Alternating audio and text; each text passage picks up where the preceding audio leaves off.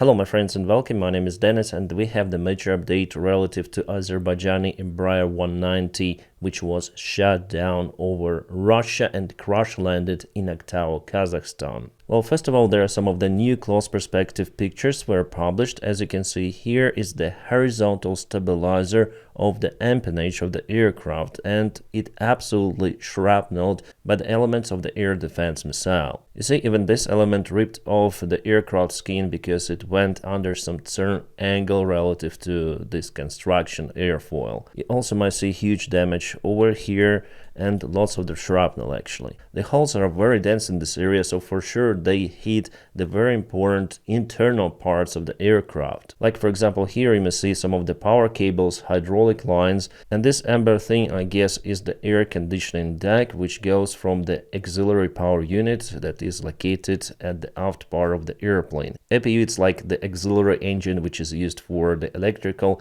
and air supply of the airplane systems, sometimes, mostly on the ground. And here you can see the hole, and this wire is just cut. So for now we're not sure whether airplane lost hydraulic system or maybe it was the cable separation, so the signal from the flight control computer wasn't going anywhere to control the airfoils. That's actually the downside of the fly-by-wire system, but again, those airplanes were not designed to withstand the air attacks. So here you can see the electrical cable that was cut probably by this debris which went inside the plane. And for sure you can see that it's incoming hole here. Yeah, there were some people who were filming all of the stuff, so the holes, as you can see, they're rectangular shape. Those are widely used in the Russian air defense systems, like for example Panzer 1S, which I'm almost 100% sure were used in this case because they were recently delivered to Chechnya. It wasn't the first time that Ukraine launched the strike on Grozny military facilities, Ahmad Battalion,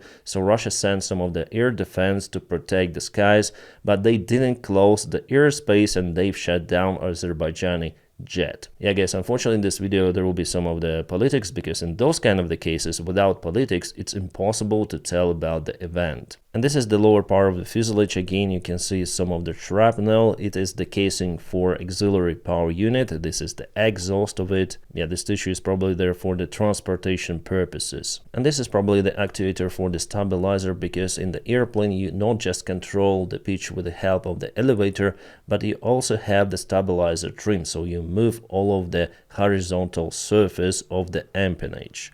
On Boeing 737 it's called a stabilizer trim. Here I'm out of clue how it's called, maybe the same name. And here you can see that the damage was done to the electrical wiring of the airplane. And this wiring goes to this actuator, to this side, and on the top, by the way, there is the same wiring, so probably the reserve system for the stabilizer trim was working. Well, we'll see after investigation. I wonder if you need hydraulic to move the stabilizer, because for example on Boeing 737, which I've flown, you have the electrical motors. I guess it is also an electrical motor.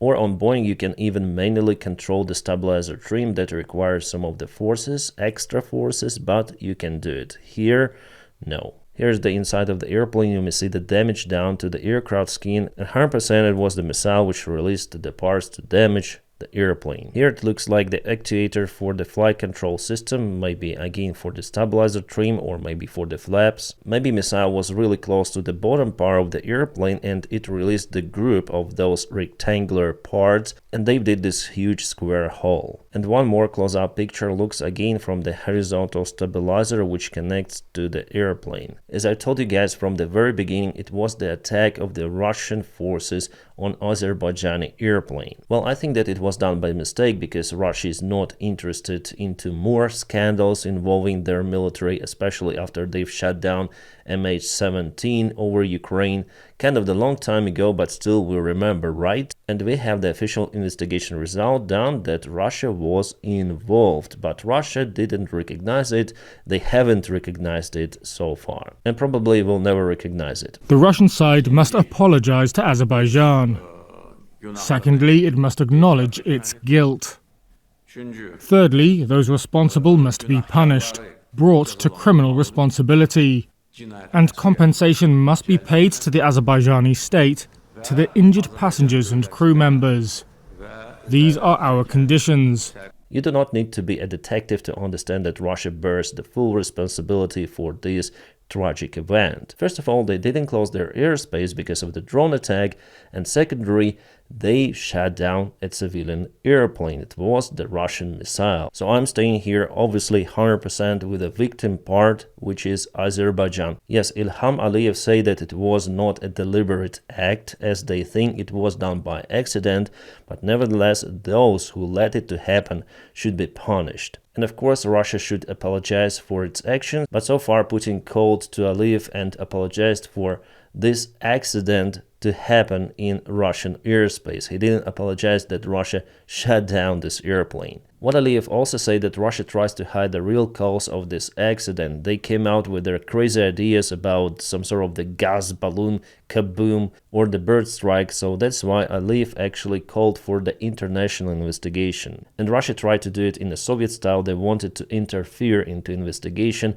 by using their own investigation committee. It's called МАК. Международная авиационная комиссия, so International Aviation Commission. It's Interstate Aviation Committee. The purpose of this commission is to investigate the aviation accidents happen in commercial aviation. And as you can see, Azerbaijan also participates in this group. But at the same time, Aliyev insisted that it should be the international investigation to avoid speculations, first of all, from the Russian side. Those are not my words, those are the words of the Azerbaijani president. He openly says about it. And here we have the statement from IATA. IATA is the International Air Transport Association, which releases the standards for safety, air operations, and so on. So if the airline is the member of IATA, it's really a good thing. It means that it really fits those high standards. So they say that there is the strong potential that Azerbaijan Airlines Flight 8243 could have been a victim of military operations, and they also called for transparent and impartial investigation. The world eagerly awaits the required publications for the interim report within 30 days. So yeah, the flight data recorder and cockpit voice recorder were delivered already to Brazil. They will be decoded and we'll understand what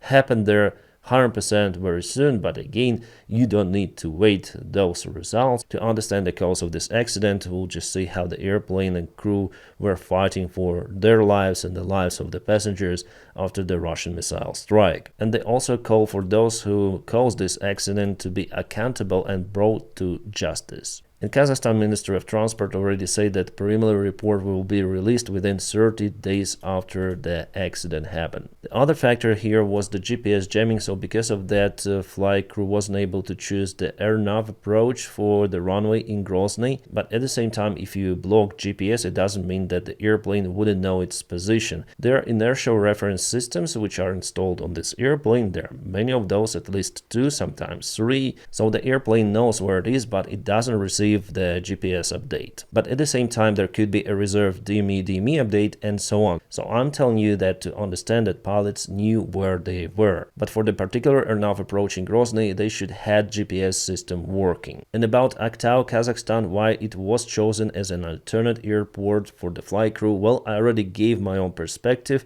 but we're gonna see the result after the decoding of the cockpit voice recorder. So guys, maybe the next time I'm gonna update you on this case after the initial report is released on it. My friends, thank you so much for watching this video. Safe flights for you and peaceful skies.